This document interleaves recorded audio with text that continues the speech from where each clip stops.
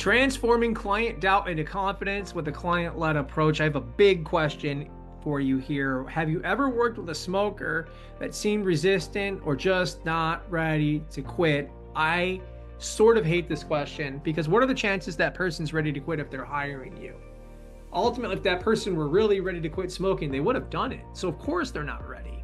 And when I look in Facebook groups, I look at different forums, there's a lot of people trying to figure this out.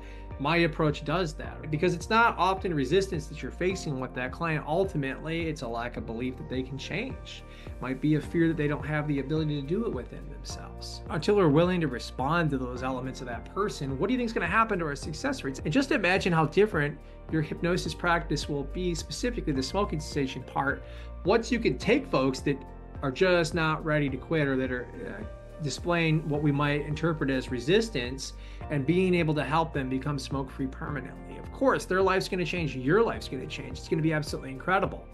But we can't work that way unless we're approaching things from a client-led manner, because ultimately we don't have the ability to quit smoking for that person. And I know that might seem a little bit obvious, but if we're approaching our work in any way that we think we can quit smoking for them, to the extent it doesn't work, well, what's that going to do to your confidence? What's it going to do to that client's confidence in your ability to help them?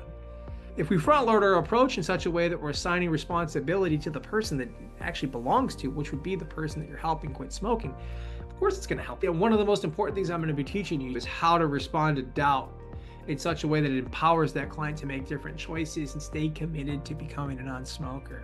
So things like, hey, I can't quit smoking. How do I deal with cravings? That's completely irrelevant to us. The way we're approaching smoking cessation, we know that you can quit smoking with cravings. That's not going to be the thing that's going to prevent them. And one of my favorite things about this is with the right strategy, difficult clients just become opportunities for transformation. In fact, one of my favorite things to hear from very difficult clients is like, I can't believe I've been hung up on this for several decades.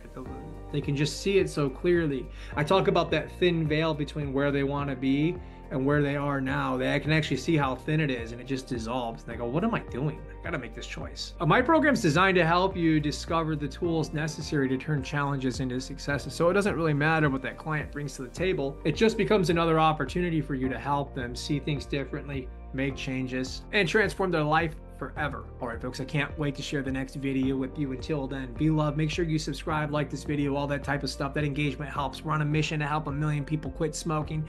And every time you like or share a video, it's helping us do that. I cannot wait to achieve this with you. Appreciate you for being a part of our mission. Together, we can make life better. Bye, everybody.